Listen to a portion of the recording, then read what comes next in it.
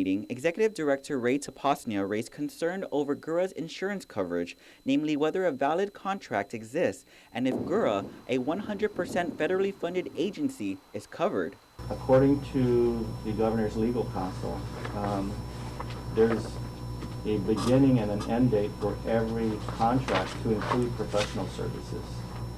And she's not aware of any provision in law or regulation that allows for an extension to be granted unless there's an option to extend stipulated in the contract.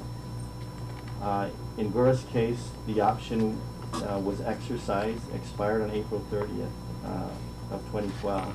The insurance coverage would be for general liability, directors and officers' liability, for vehicles, and for workers' compensation. And with hundreds to cover, he says it's a valid concern. I mean, we may not have insurance to cover our close to 50 vehicles on our roadways, our 101 employees that come to work every day, our 750 families that are, we need general liability insurance to protect GHURA because we have families living in our 750 public housing units, or 50 units down at Guam Tranquilidad. Although the GHURA board contends the agency has two contracts with separate insurance companies, Tapasnia believes they could be deemed contrary to procurement law, and if so, the consequences may be far-reaching. Tapasnia this morning proposed putting out an invitation for bid for insurance coverage for 1 year, and in the interim, procure insurance coverage on a month-to-month basis via a small procurement purchase. This is just a backup plan in the event we don't have insurance, then at least the procurement process is already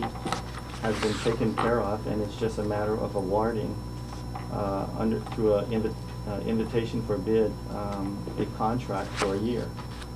In the event the insurance is, the two contracts are deemed contrary to law. Board Chairman Dave Sablon put the topic up for discussion. So I can appreciate your concern, but I think how the board handled it back in April together with our legal counsel's opinion, I think we acted prudently. In April, the board had discussed extending its insurance contract with both AM and Aon Insurance for a year, and today, the board decided to reject Tapasnia's proposal, instead deciding to ratify its decision from 4 months ago and approved it. Tapasnia, meanwhile, respectfully disagreed with the decision and even noting the Attorney General's office is currently investigating the insurance matter, having submitted a Freedom of Information Act request, which has also led the Housing and Urban Development Agency, or HUD, to question it as well.